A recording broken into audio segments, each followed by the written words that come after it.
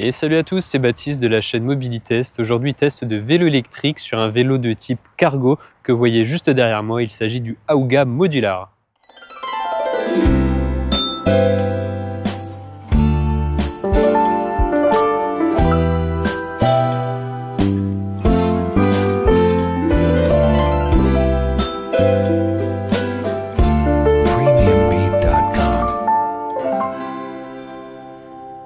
Et comme à chaque fois, cette vidéo sera composée de 3 parties. La première qui va commencer maintenant, je vais vous présenter les caractéristiques du vélo. Juste après, on abordera un test en fonctionnement pour voir un peu plus ce que ce vélo a dans le ventre, donc les conditions réelles, test de freinage, de vitesse max, soit que la vitesse max, on en reparlera un petit peu juste après, test de comportement général en fait. Et la dernière partie de la vidéo, on parlera des points positifs et des points négatifs, donc je vous invite à rester jusqu'au bout. Et voilà, maintenant que j'ai fini mon blabla, vous apercevez donc maintenant en plein écran ce fameux modular. Et donc pourquoi ce nom d'ailleurs? Pourquoi modular? Eh bien tout simplement parce que ce vélo est disponible dans plusieurs configurations. Il peut être disponible uniquement avec le porte-bagages arrière, uniquement avec le porte-bagages avant, ou alors avec les deux, avec le cadre profil bas comme ça, ou avec le cadre avec la barre au-dessus, vous voyez ce que je veux dire. Et c'est pour ça tout simplement que ce vélo s'appelle le modular. Il est disponible en plusieurs versions. C'est parti, on enchaîne maintenant avec les caractéristiques techniques. Donc c'est un vélo en 26 pouces. Il est monté avec des pneus Schwalbe Big Apple. C'est des pneus plus typés avec un profil route. Des pneus de 2,15 pouces de large. Donc vélo électrique à moteur arrière, moteur de 250 watts, alimenté par une batterie 36 volts qui se trouve totalement incrustée dans le cadre ici. La partie argentée, c'est la batterie. Et on l'aperçoit justement un petit peu mieux du côté gauche, cette batterie de 400 Wh. Manque de bol, j'ai oublié de prendre la clé, je voulais retirer la batterie pour voir exactement la capacité en ampères-heure, parce que c'est pas indiqué sur leur site, donc je vais mettre sûrement dans la description ou en commentaire au montage la capacité en ampères-heure. Enfin bref, voilà, vous avez la possibilité de déconnecter la batterie du vélo pour la recharger indépendamment. Et justement, le fait de parler de la batterie, ça nous emmène forcément à parler de l'autonomie de ce vélo. Le constructeur l'annonce sur son site à 70 km et justement, c'est un des très rares constructeurs qui annonce une valeur sur son vélo en termes d'autonomie qui est correcte. En général, c'est toujours revu nettement à la baisse. Là, on est globalement sur ça parce que je l'ai testé et j'ai fait à peu près 65 km. Je dis à peu près parce qu'il me restait un très très faible pourcentage, je devais être à 5-6% qui me restait dans la batterie. Et puis forcément, c'est variable en fonction du poids, de la force que vous mettez sur les pédales, etc. Mais en gros, vous pouvez vraiment vous baser sur les 70 km qu'annonce Aouga. Et comme je l'ai dit tout à l'heure en début de vidéo, moi ce modular je l'ai en version full équipée, c'est-à-dire la version full rack qu'ils appellent ça sur leur site. C'est-à-dire que j'ai la version avec le porte-bagages arrière, le porte-bagages avant, mais aussi chose vraiment plutôt sympa, c'est la béquille double comme ça centrale. Ça évite vraiment que le vélo bouge. Je crois que cette béquille est fournie avec le kit arrière, le kit KID je crois ils appellent ça. Forcément, c'est pour que le vélo soit un peu plus stable, donc c'est pour ça qu'ils mettent cette béquille avec ce pack. Et avec ce pack, on a aussi des repose-pieds à l'arrière, forcément pour que les enfants puissent poser leurs pieds. Donc il y a vraiment de la place sur le porte-bagages arrière, c'est vraiment un vélo cargo. On a un coussin qui est quand même assez épais, assez confortable. Forcément, ça vaut pas un canapé, mais c'est quand même mieux que simplement une planche en bois. Et pour parler un petit peu de la transmission maintenant, parce que j'ai parlé du moteur mais j'ai pas parlé de la cassette. Donc on a une cassette 8 vitesses à l'arrière avec un plateau de 42 dents à l'avant. Et au niveau du derrière, on est sur un SRAM X4. Et pour parler maintenant du freinage, on est sur un vélo équipé de freins à disque et en plus de freins à disque hydrauliques. On aperçoit que les étriers sont de marque Shimano. On a bien évidemment exactement la même chose pour la partie arrière.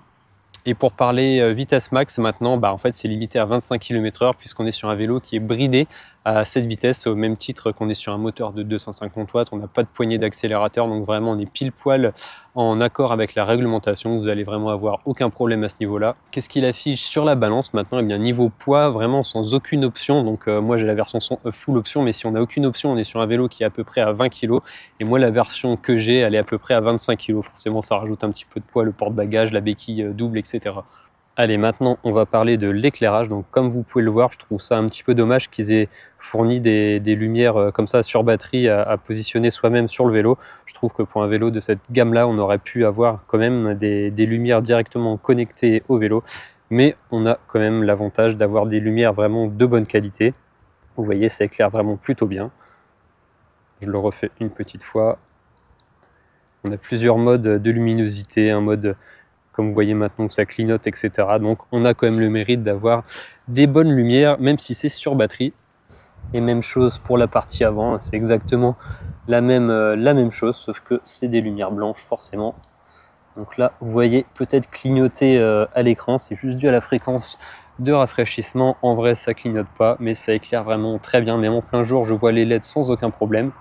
Et pour parler maintenant du poste de conduite au niveau du guidon, donc déjà on remarque qu'on a un guidon incurvé comme ça, un vélo typé ville en fait, avec sur la partie gauche trois petits boutons, le bouton plus, le bouton moins, on y reviendra après pour augmenter ou diminuer les modes d'assistance. On va commencer par allumer l'écran, petit écran couleur, vous allez voir, hop, j'appuie sur le bouton du haut et ça s'allume. Alors je sais pas si on voit bien en plein soleil, c'est un peu un reproche que je peux lui faire, c'est qu'on a un petit peu de mal quand même par forte luminosité à percevoir les informations. Donc voilà, rien de bien particulier. Je vais vous montrer. Donc là, j'augmente les modes d'assistance qui vont jusqu'à 5. Voilà, ça change de couleur à chaque fois.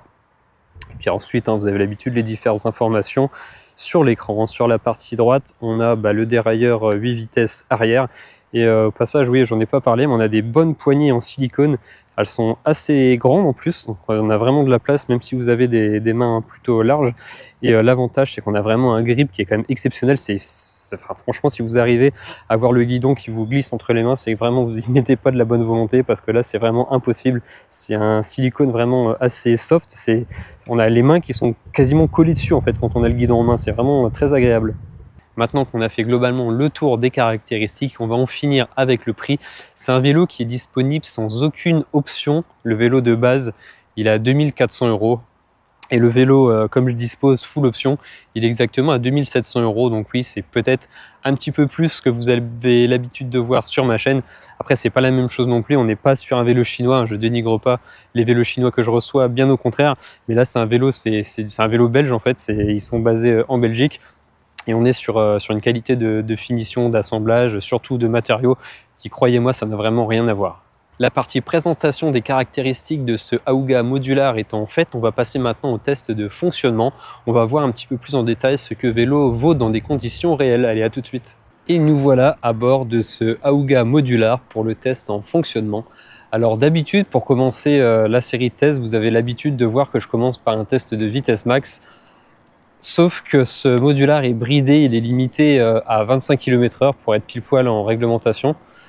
Donc forcément le test de vitesse max, il n'y aura pas de surprise, on sera sur du 25 km/h.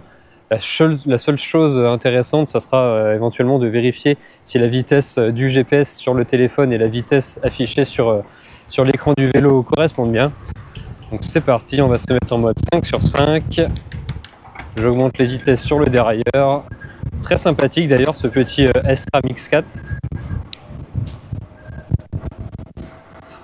Donc on arrive à 25 km/h sur l'écran du vélo et on est pareil à 25 km/h vitesse GPS sur le téléphone. Les deux vitesses correspondent bien, il n'y a pas de problème pour cette partie-là. Je vais en profiter du coup, vu que le test de vitesse n'était pas bien long, on va faire le test sur les différents modes d'assistance. Donc là je me mets en mode 1/5. On va voir à quelle vitesse ce mode va nous emmener. Je vais ralentir un petit peu. Donc je le rappelle, il n'y a pas de capteur de couple. La vitesse et l'assistance électrique sur ce vélo, elle est faite avec un capteur, un disque avec des aimants qui définit juste une vitesse de rotation et qui envoie donc la puissance au moteur. Donc pour en revenir, le mode 1, on est sur 11 km/h. Le mode 2, tout en douceur. Ça accélère encore un tout petit peu, voilà, ça se stabilise à 15 km/h. Le mode 3, 20 km/h. Ouais, c'est ça. C'est ça, on est sur 18 km/h, 19 km/h pour le mode 3. Le mode 4, un petit peu plus. Bah en fait, le mode 4, il nous emmène aussi à 23-24. Il n'y a pas beaucoup de différence entre le mode 4 et le mode 5, puisque le mode 4, on est à 23-24, et le mode 5, on est en gros à 25-26. Donc ces deux derniers modes sont quasiment identiques. Ça me laisse penser que si jamais vraiment vous arrivez à trouver la manip pour le débrider, peut-être que c'est un vélo qui peut vous emmener à 30 km/h, puisqu'on a l'air de pas être au bout. Une fois qu'on est en mode 5, on sent vraiment que le vélo se stoppe pour se stabiliser. Donc si le vélo ne se stopperait pas, je pense qu'il nous emmènerait un petit peu plus loin. En tout cas, c'est très plaisant à conduire. On y reviendra juste après, puisque là, on va faire maintenant le test de freinage. Donc je me mets à la vitesse de 26 km/h exactement au GPS. Et on va essayer de s'arrêter le plus rapidement possible. Donc je le rappelle, frein à disque hydraulique avant-arrière, c'est parti. Ça fait très bien le travail. Les plaquettes sont pas encore totalement rodées. Ça ne pourra que s'améliorer par la suite, le freinage.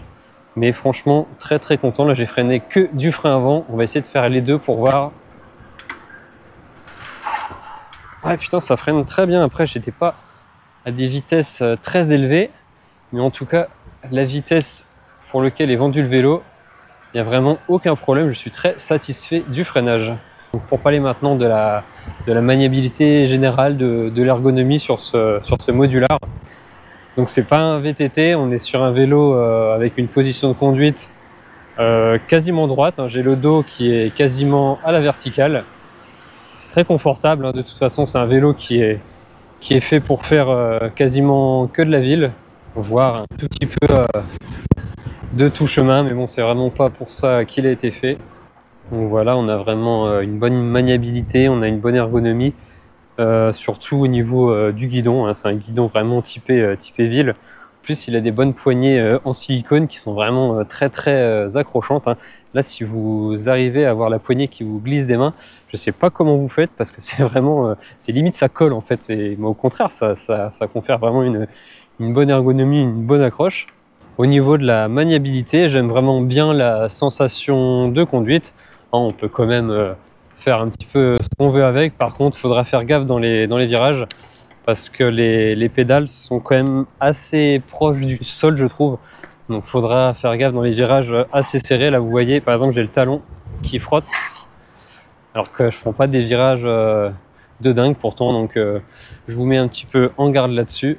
On va voir maintenant ce qu'il a un petit peu dans le ventre pour voir si pendant le test d'accélération dans une montée, on arrive à maintenir ces 25 km/h. Donc allez, je vais mettre en mode puissance maxi. On remarque que je suis qu'à 40% de batterie. Donc si là ça s'en sort bien avec la batterie chargée à fond, ça sera encore un petit peu mieux. Donc voilà, donc on y va progressivement, 15 km/h, 20 km/h. Sachant que je ne force vraiment pas du tout, j'essaie vraiment de ne pas forcer pour voir ce qu'a dans le ventre ce moteur.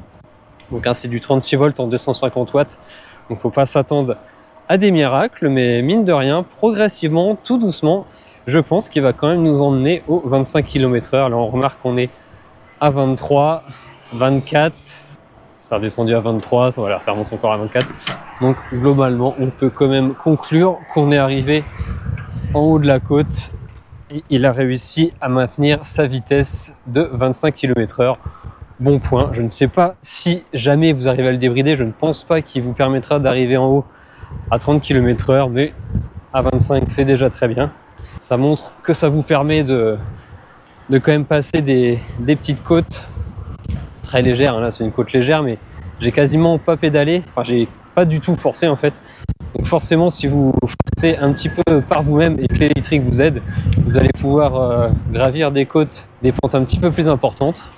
En tout cas, pour ce qui est du bruit de roulage, du bruit de conduite, il n'y en a vraiment pas. Il y a aucun bruit de dérailleur, de pédale, de garde-boue qui claque, etc. C'est un vélo vraiment très silencieux. On entend un léger bruit de roulement des pneus, mais c'est vraiment très léger.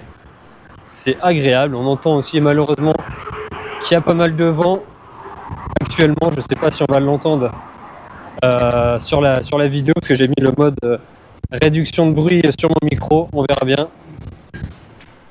Alors on va essayer de rouler sur un chemin blanc sans grande difficulté. Mais bon, étant donné que ce vélo n'est pas du tout équipé de suspension, je sais pas trop ce que ça va donner au final. On va baisser un petit peu, on va se mettre en mode 3/5.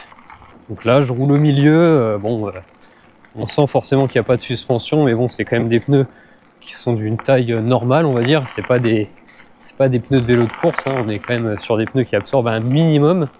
Bon bah c'est normal, on va dire, hein. Pas de surprise. On va rouler un petit peu plus à côté dans l'herbe. Je pense que ça va secouer nettement plus. Et bon bah on sent que c'est un vélo qui n'a pas de suspension. Après, honnêtement, ça vous arrivera, je pense, que très rarement de rouler dans ces conditions-là sur l'herbe. C'est pas ce qu'il y a de plus confort.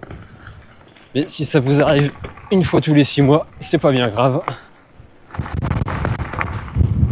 Donc, par contre, si jamais vous devez emprunter un chemin comme celui-ci pour aller par exemple au boulot ou autre, hein, ça posera vraiment aucun problème.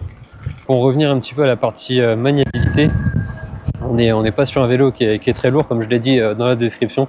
On est sur un vélo qui, sans option, de base est à 20 kg. Donc sans option, c'est parce que, comme vous l'avez vu dans la présentation, il est disponible soit avec le porte-bagages avant, le porte-bagages arrière, ou alors le tout avec la béquille, etc. Donc ça rajoute un petit peu de poids. On est en gros sur à peu près 25 kg en mode full option. Donc même 25 kg, c'est pas énorme, ça fait un petit peu forcément. Mais pour un vélo électrique, c'est pas énorme. Et c'est aussi pour ça qu'on a un vélo qui est assez confort à utiliser, assez maniable. Donc voilà, j'ai pas grand chose de plus à vous dire sur ce vélo. On va faire une petite conclusion de cette sortie juste avant de passer à la suite de la vidéo, au point positif. Donc moi, ce vélo, je l'aime beaucoup. C'est un vélo qui est quand même assez cher, on va pas se mentir. Il est, avec toutes les options que j'ai là, il est à 2700 € exactement, la version que je dispose, la version full équipée. De base, il est à 2400. C'est vrai que ça peut paraître un petit peu cher, mais c'est quand même pas la même chose que les autres vélos chinois que je reçois.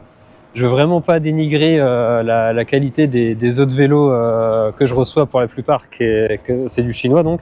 Mais là, on sent vraiment que c'est une qualité au-dessus. On est sur des matériaux nettement plus premium, une qualité de finition et d'assemblage qui n'a rien à voir. On n'est pas sur un vélo avec des performances de dingue, mais en tout cas, la qualité est là. J'aime beaucoup sa maniabilité, sa position de conduite. Ces différents modes aussi d'assistance sont assez bien échelonnés. Malgré qu'on n'ait pas de suspension, ça reste tout à fait convenable. Donc voilà, bonne ergonomie, poignée en silicone qui agrippe bien, etc. Pas de bruit, très silencieux. C'est en gros mon ressenti sur son vélo, qui est vraiment pile poil adapté pour faire des moyens, voire longs trajets, tout en restant quand même sur de l'asphalte, hein. C'est pas un vélo qui va être fait pour faire de la descente, ça c'est sûr. Et on va passer maintenant à la dernière partie de la vidéo, les points positifs et les points négatifs. Et nous voilà de retour. J'espère que ce test en fonctionnement vous aura permis de voir ce que vaut ce modular. Moi, comme vous l'avez vu, franchement, j'ai bien aimé. J'aurais peut-être aimé un petit peu plus de puissance, mais c'est vraiment pas le but premier de ce vélo.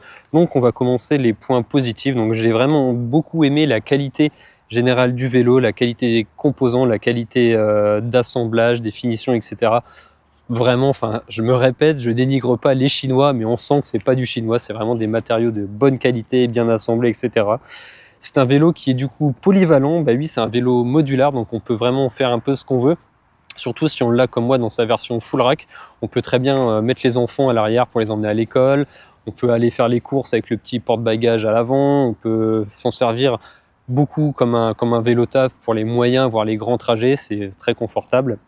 J'ai bien aimé voilà, le fait que ça soit confortable à utiliser. Il a un bon grip avec des bonnes poignées en silicone. On a une super position de conduite. J'ai bien aimé son freinage avec ses freins hydrauliques. Ça freine vraiment au top. Et dans mon cas, pour la version full option, j'ai bien aimé les différents accessoires. Je trouve que c'est plutôt utile, notamment la béquille centrale double. C'est pas grand chose, mais c'est quand même quelque chose de très appréciable. On a de la place sur le porte-bagages à l'arrière, hein. Je remontre encore une fois, regardez ma main. On a vraiment beaucoup de place pour mettre vraiment un enfant. Voilà, donc j'ai vraiment beaucoup aimé ce modular. On a quand même quelques points négatifs que je vais vous évoquer maintenant, c'est pas grand chose. Pour un vélo vendu à ce prix-là, surtout dans la version full option à 2700 €, franchement je comprends pas pourquoi les gars vous nous mettez pas un capteur de couple. Maintenant on en voit quasiment partout sur les vélos, surtout sur les vélos chinois, même sur des vélos à 1500 €. J'ai déjà eu des capteurs de couple. Donc là, vous aurez pu, je pense, faire un effort. Ça coûte pas grand chose et ça augmente vraiment beaucoup la sensation de conduite. C'est nettement plus agréable à utiliser. Et j'ai pas trop compris, j'ai pas aimé non plus le fait, les petites lumières sur batterie qui a à l'avant, à l'arrière, même si c'est des lumières de bonne qualité qui font très bien le boulot. Je trouve que ça serait vraiment un gros plus de travailler là-dessus et de mettre des lumières connectées au vélo directement à l'avant ou à l'arrière. On est maintenant à la fin de cette vidéo, j'ai fini les points négatifs, il n'y en avait pas grand chose donc ça a été vite. Pour conclure rapidement sur ce Aouga modular, c'est un vélo qui est très polyvalent, on peut s'en servir vraiment en tant que vélo taf pour les moyens, les grands trajets, pour emmener les enfants à l'école, il y a même les cale-pieds à l'arrière, on peut aussi aller faire ses courses en mettant un petit panier à l'avant sur le porte-bagages à l'avant.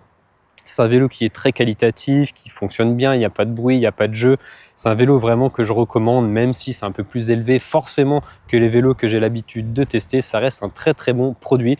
Et moi sur ce, je vous dis à bientôt pour une prochaine vidéo et surtout n'hésitez pas à vous abonner. Salut!